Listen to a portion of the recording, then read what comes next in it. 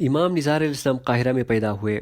حضرت امام مستنصر باللہ علیہ السلام کی وفات کے بعد وزیر افضل نے اپنے رشتہ دار اور نظار علیہ السلام کے سوتیلے بھائی مستعلی کو تخت فاطمین پہ بٹھایا اور وہ ایک جماعت کا امام بھی ٹھہرا، جبکہ دوسری جانب حضرت امام نظار علیہ السلام نے اپنے والد کا لکھا دستاویز دیکھا جس میں باقاعدہ درج تھا کہ نظار علیہ السلام اگلا امام ہے۔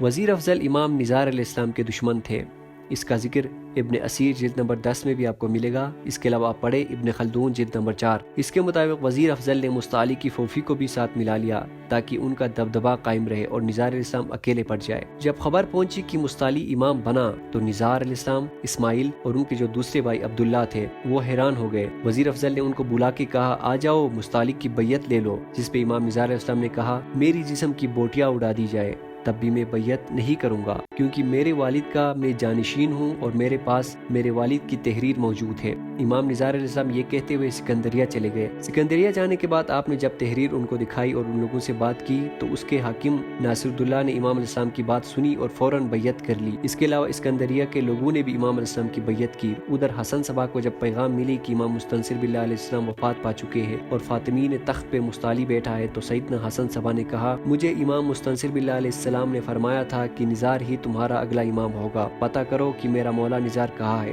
لوگوں نے کہا کہ وہ سکندریہ میں ہے۔ وزیر افضل کو جب خبر ہوئی تو ڈرتے ہوئے حکم دیا کہ سکندریہ پہ حملہ کرو اور نظار علیہ السلام کو قید کر کے لے آؤ۔ وزیر افضل نے جب حملہ کیا تو امام کے لشکر نے انہیں زبردست شکست دی۔ اس جنگ میں ناصر اللہ نے امام نظار علیہ السلام کی مدد کی اور جنگ میں بھرپور حصہ لیا۔ مستعلی جب ہار گیا تو وزیر افضل کو شدید غصہ آیا۔ اس نے بے شمار مال و دولت لے کر امام کے چند افواج کو خرید لیا جن میں محمد بن مثال شامل تھا۔ اس نے مولا نظار علیہ السلام کے ہتھیار کو ساتھ لے کر رات کے وقت بحری راستے سے مغرب بھاگ گیا اور امام نظار علیہ السلام کی قوت کمزور ہوگی، کیونکہ ہتھیار کے ساتھ کئی افواج جن کو وزیر افضل نے خریدا تھا وہ امام کو چھوڑ کے بھاگ چکے تھے۔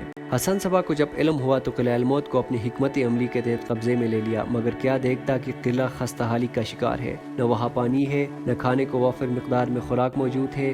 حسن صبا نے حکم دیا کہ فوراً نہر کھود کے پانی قلعے کے اندر لے آؤ اور یہاں کنواں کھود دو، اس سے پہلے کہ ملک شاہ حملہ کرے یہاں ساری چیزیں ٹھیک کرو، جو دیواریں ٹوٹی ہے ان کو دوبارہ مضبوطی سے تعمیر کرو، اناج کا بندوبست کرو اور قریبی پہاڑ سے پانی کا نہر لے آؤ۔ چند عرصے میں حسن صبا کی حکمت عملی کے نتیجے میں قلعہ الموت شاہین کا گونسلہ کہلایا۔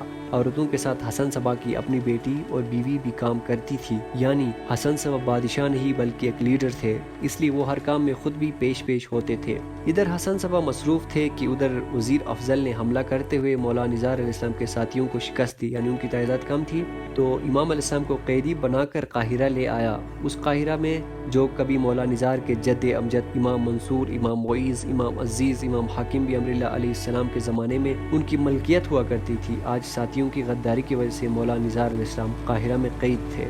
ادھر ملک شاہ نے جب قلعہ الموت پہ حملہ کر دی تو فدائی نے مولا حسن صبا سے پوچھنے لگے کہ ان کی تعداد ہم سے زیادہ ہے، ہم لوگوں کو یہاں سے بھگا دیں گے اور خود قلعہ الموت میں مرتے دم تک لڑیں گے۔ اس بات پہ حسن صبا نے کہا کہ جب تک امام کا قدم یہاں نہیں پڑتا، جب تک وہ حکم نہیں دیتا، ہم فدائین یہاں سے نہیں جائیں گے اور جیت ہمیں ہی نصیب ہوگی۔ اس کے بعد فدائین نے اس قلعے کا نام بلاد الاقبال رکھا اور واقعی دشمن کو شکست ہوئی۔ جب علم ہوا کہ نظار اسلام قید ہوئے ہیں تو فدائین نے سارے حالات سنبھالے اور حکم دیا کہ صبر سے کام لو اور نور امامت کبھی نہیں بجھتی۔ آثار محمدی کے مصنف اور دیگر کتابوں کے مطابق ابو الحسن سعیدی نے چند جماعت کو لے کر مصر سے امام ہادی جو امام نظار علیہ السلام کا فرزند تھا ان کو بحفاظت دشمنوں سے چھپاتے ہوئے قلعہ الموت پہنچا دیا، جس پہ قلعہ الموت میں خوشی کی لہر دوڑنے لگی۔ امام نظار علیہ السلام کے متعلق دو روایتیں مشہور ہیں۔ پہلی روایت کے مطابق آپ قید و بند میں نظر بندی کی حالت میں وفات پا گئے۔ دوسری روایت کے مطابق سیدنا حسن صبا کے فدائین نے آپ کو وہاں سے نکال دیا تھا۔ البتہ مستعلی تخت پہ آنے کے بعد شام اور قصرہ کے علاقے آپ کے ہاتھوں سے نکل گئے۔ نظاری جماعت نے مولا کو